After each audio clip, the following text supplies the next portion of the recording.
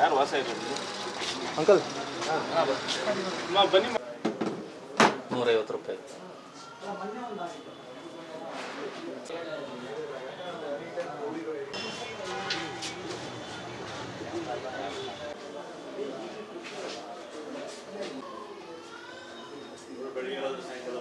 KG ಇತ್ತು. ಚಿನ್ನದ ಬಾಕ್ಸ್ಗಳಲ್ಲಿ 3 box necklace, ಹಾರ, ಗೋಲ್ಡ್ ನೆಕ್ಲೆಸ್ ಚಿಕ್ಕದು ಒಂದು 3 ಬಾಕ್ಸ್ ಎತ್ಕೊಂಡ್ಕೊಂಡಿದ್ದಾರೆ. ಆ ಗೋಲ್ಡ್ ಸಿಲ್ವರ್ದೆಲ್ಲ ಒಂದ್ ಕಡೆಗೆ ಹಾಕೊಂಡು ಸಿಲ್ವರ್ ಹಾಕಿದಿತ್ತು ಕವರ್. ಡೌಟ್ ಬಂದಿಲ್ವಾ ಹೆಂಗ್ ತೆಗ್ದಿದಾರಂತ ಯಾರು? ನಂಗೆ ಏನು ಡೌಟ್, ಇದು ಮುಚ್ಚಿದ್ದಂಗೆ ಇತ್ತು. ಲಾಕರು ಮುಚ್ಚಿದೆ. ನಾನೇ ಬಂದು ಇವಾಗ ಸ್ಕೂಲಿಂದ ಬಂದ್ಮೇಲೆ ಅಲ್ಲ ಕೀ ತೆಗೆದು ಓಪನ್ ಮಾಡಿತ್ತು.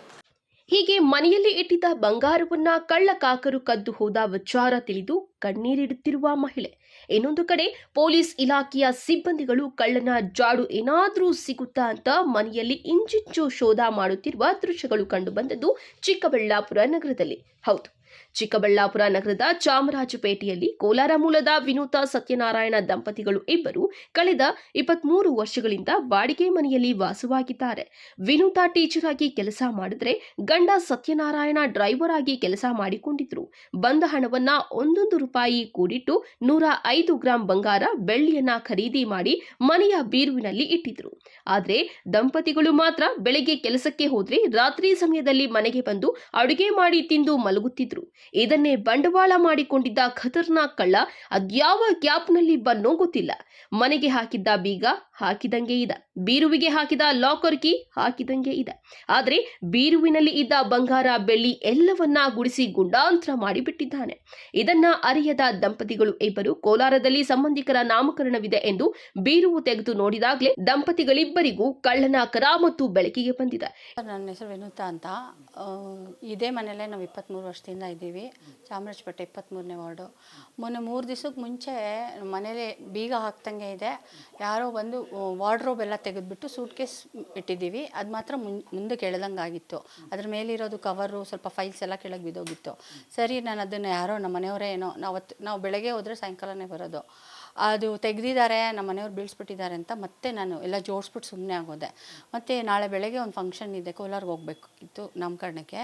ಇವಾಗ ಒಡವೆ ಎತ್ಕೊಳ್ಳೋಣ, ಎಲ್ಲ ರೆಡಿ ಮಾಡ್ಕೊಳ್ಳೋಣ ಅಂತ ಈಗ 6 ಗಂಟೆಯಲ್ಲಿ ಲಾಕರ್ ಓಪನ್ ಮಾಡಿದ್ರೆ ಲಾಕರಲ್ಲಿ ಇದ್ದಿದ್ದೆಲ್ಲ ಏನೂ ಇಲ್ಲ. 3 ಸೆಟ್ಟು ಒಡವೆ ಇತ್ತು, ಕಲ್ಲಿನ ನೆಕ್ಲೆಸ್ ಸೆಟ್ಟು ಮತ್ತು ಚಿಕ್ಕದೊಂದು ಪ್ಲೇನ್ ಗೋಲ್ಡ್ ನೆಕ್ಲೆಸ್ಸು, ಹಾರ, ಗೋಲ್ಡ್ ಹಾರ, ಮತ್ತು ನನ್ನ ಮೊಮ್ಮಗ ಇದ್ದಾನೆ ಅವನದು ಒಂದು ಚೈನು, ಉಂಗುರಗಳು ಎಲ್ಲ ಇತ್ತು. ಬೆಳ್ಳಿ ಸುಮಾರು ಒಂದು ದೊಡ್ಡ ತಟ್ಟೆ, ಒಂದು ದೊಡ್ಡದು ಕಳಸದ ಚೊಂಬು, ಮತ್ತು ಮುಖವಾಡ, ಒಡ್ಯಾಣ ಎಲ್ಲ ಇತ್ತು. ದೇವರು ಮುಖವಾಡ ಮತ್ತು ಒಡ್ಯಾಣ ಮಾತ್ರ ಬಿಟ್ಟಿದ್ದಾರೆ. ಅದೆರಡು ಮಾತ್ರ ಲಾಕರಲ್ಲೇ ಇದೆ. ಇನ್ನು ಮಿಕ್ಕಿದ್ದೆಲ್ಲ ತೊಗೊಂಡು ಹೊಟ್ಟೋಗಿದ್ದಾರೆ ಸರ್. ನೋಡಿದ ತಕ್ಷಣ ನಂಗೆ ಶಾಕ್ ಆಯಿತು. ಸೊ ಕಂಪ್ಲೇಂಟ್ ಕೊಡೋಣ ಅಂತ ಹೋದ್ವಿ.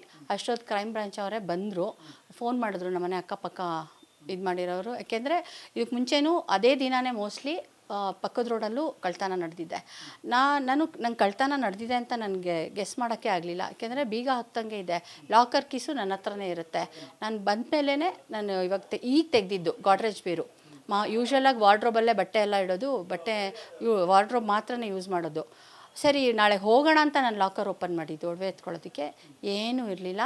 ನಾವು ಕ್ರೈಮ್ ಬ್ರಾಂಚ್ ಅವ್ರಿಗೆ ಕಂಪ್ಲೇಂಟ್ ಮಾಡೋಣ ಅಂತ ಮಾಡೋಷ್ಟರಲ್ಲಿ ಅವರೇ ಬಂದರು, ಪೊಲೀಸವ್ರು ಬಂದರು. ದಯವಿಟ್ಟು ರಿಕ್ವೆಸ್ಟು, ತುಂಬ ಕಷ್ಟಪಟ್ಟು ಸಂಪಾದನೆ ಮಾಡಿರೋದು ನಾವು, ನನ್ನ ಮೊಮ್ಮಗ ಟ್ರೀಟ್ಮೆಂಟ್ ಕೂಡ ಕೊಡಿಸ್ಬೇಕು ಅಂತ ಅದನ್ನೆಲ್ಲ ಪ್ಲೆಡ್ಜ್ ಮಾರ್ಬಿಟ್ಟು ಏನಾದರೂ ಮಾಡೋಣ ಅಂತ ಕೂಡ ಅಂದ್ಕೊಂಡ್ವಿ. ಸೊ ಆಗಲಿಲ್ಲ. ಏನು ಮಾಡೋದಕ್ಕೂ ಇವಾಗ ನೋಡಿದ್ರೆ ಯಾವ ಒಡವೆನೂ ಇಲ್ಲ. ಚಿನ್ನದ ಒಡವೆ 105 ಗ್ರಾಮ್ ಇತ್ತು ಎಲ್ಲ ಸೇರಿ, 3 ಸೆಟ್ಟು ನೆಕ್ಲೆಸ್ಸು, ಮಗುದ ಒಡವೆ ಕೂಡ ಇಲ್ಲ, ಎಲ್ಲ ಹೊಟ್ಟೋಗ್ಬಿಟ್ಟಿದೆ.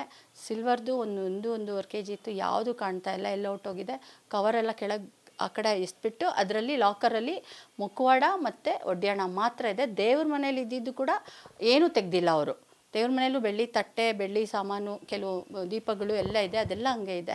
ಇನ್ನು ವಿನೂತಾ ಸತ್ಯನಾರಾಯಣ ದಂಪತಿಗಳಿಗೆ ಒಂದು ಹೆಣ್ಣು ಮಗಳಿದ್ದು ಅವರನ್ನ ಬೆಂಗಳೂರಿನ ಯುವಕನಿಗೆ ಮದುವೆ ಮಾಡಿಕೊಡಲಾಗಿತ್ತು. ಇದೀಗ ಮಗಳಿಗೆ ಒಂದು ಗಂಡು ಮಗು ಜನಿಸಿದ್ದು ಹುಟ್ಟಿದಾಗಿನಿಂದ ಅನಾರೋಗ್ಯದಿಂದ ಬಳಲುತ್ತಿತ್ತು. ಅವರ ತಂದೆ ತಾಯಿ ಲಕ್ಷಾಂತರ ರೂಪಾಯಿ ಖರ್ಚು ಮಾಡಿ ನೋಡಿದ ಆಸ್ಪತ್ರೆಗಳೆಲ್ಲ ತಿರುಗಿ ಚಿಕಿತ್ಸೆ ಕೊಡಿಸಿದ್ದಾರೆ. ಕೆಲವು ದಿನಗಳಿಂದ ಚೇತರಿಕೆ ಕಂಡಿದ್ದ ಮಗನ ನೋವು ನೋಡಿದ್ದ ಅಜ್ಜಿ ತಾತ ತಮ್ಮ ಬಳಿ ಇದ್ದ ಬಂಗಾರವನ್ನೆಲ್ಲ ಮಾರಿ ಮೊಮ್ಮಗನಿಗೆ ಚಿಕಿತ್ಸೆ ಕೊಡಿಸಲು ಮುಂದಾಗಿದ್ರು. ಆದರೆ ಕಳ್ಳನ ಕರಾಮತ್ತಿನಿಂದ ಮನೆಯಲ್ಲಿ ಇದ್ದ ಬಂಗಾರವನ್ನೆಲ್ಲ ದೋಚಿ ಹೋಗಿದ್ದು ಅಜ್ಜಿ ತಾತ ಕಣ್ಣೀರಿನಲ್ಲಿ ಮುಳುಗುವಂತಾಗಿದೆ. ಹೌದು ಮಾಡಿದ್ದೀವಿ ಸರ್. ನಾವು ನಮಗೊಬ್ಬಳೇ ಮಗಳಿರೋದು. ಅವಳಿಗೂ ಮದುವೆ ಆಗಿ ಬೆಂಗಳೂರಲ್ಲಿದ್ದಾಳೆ. ಮಗುಗೆ ಸ್ವಲ್ಪ ಪ್ರಾಬ್ಲಮ್ ಇತ್ತು, ಟ್ರೀಟ್ಮೆಂಟ್ ಕೊಡಿಸ್ತಾ ಇದ್ದೀವಿ ಅವ್ನಿಗೂ. ಮಾಡಿಸೋಣ ಅವನಿಗೆ ಏನೋ ಹೇಳಿದರು, ಲಕ್ಷಗಟ್ಟಲೆ ಆಗುತ್ತೆ, ಯಾವುದೋ ಟ್ರೀಟ್ಮೆಂಟ್ ಕೊಡಿಸ್ತಾ ಇದ್ದೀವಿ, ಲಕ್ಷಗಟ್ಟಲೆ ಆಗುತ್ತೆ, ಅದೆಲ್ಲ ಮಾಡಿಸ್ಬೇಕು ಅಂತ. ತಿಂಗಳಾದರೆ ಒಂದು 30-40 ಸಾವಿರ ಖರ್ಚಿದೆ. ನಾನು ನಮ್ಮ ಯಜಮಾನ್ರು ಇಬ್ಬರೇ ಇಲ್ಲಿರೋದು. ಸೊ ಇದೆಲ್ಲ ಮ್ಯಾನೇಜ್ ಮಾಡ್ಕೊಂಡು ಹೋಗ್ತಾಯಿದ್ವಿ. ಇವಾಗ ಯಾರ ಹತ್ರನೂ ಸಾಲ ಮಾಡೋ ಪರಿಸ್ಥಿತಿಲಂತೂ ನಾವಿಲ್ಲ. ಇರೋದು ಚಿನ್ನ ಯಾವತ್ತಿದ್ರೂ ಕಷ್ಟಕ್ಕಾಗುತ್ತೆ. ಅದನ್ನೆಲ್ಲ ಮಾರಿಬಿಟ್ಟು ಅವ್ನಿಗೇನಾದರೂ ಮಾಡಿಸೋಣ ಅಂತ ಮನಸ್ಸಲ್ಲಿತ್ತು. ಇವಾಗ ದಸರಾ ಹಾಲಿಡೇಸ್ ಬರುತ್ತೆ. ದಸರಾ ಹಾಲಿಡೇಸಲ್ಲಿ ಒಂದು 15 ದಿವಸ ನಮಗೂ ಟೈಮ್ ಸಿಗುತ್ತೆ, ಹೋಗಿ ಮಾಡಿಸ್ಬಿಟ್ಟು ಏನೋ ಒಂದು ಡಾಕ್ಟ್ರ್ ಹತ್ರ ತೋರಿಸೋಣ ಅಂತ ಅಂದ್ಕೊಂಡು ನಾವೆಲ್ಲ. ಮೊಮ್ಮಗ 5.5 ವರ್ಷ ಅವ್ನಿಗೆ ಸ್ವಲ್ಪ ಪ್ರಾಬ್ಲಮ್ ಇದೆ ಸರ್, ನಡೆಯಲ್ಲ. ಅದಕ್ಕೆ ನಮಗೆ ಗಿನ್ನಿಸ್ ವರ್ಲ್ಡ್ ರೆಕಾರ್ಡ್ ಬುಕ್ಕಲ್ಲಿ ಯಾರೋ ಒಬ್ಬರು ಡಾಕ್ಟ್ರ್ ಇದ್ದಾರೆ, ಅವ್ರಿಗೆ ಪರಿಚಯ ಮಾಡಿಸ್ಕೊಡ್ತೀವಿ ಅಂತ ಹೇಳ್ಬಿಟ್ಟು ಬೆಂಗಳೂರಲ್ಲಿ ನಮ್ಮ ಮನೆ ಪಕ್ಕದಲ್ಲೇ ಇದ್ದಾರೆ ಹೇಳಿದ್ರು ಅವರು.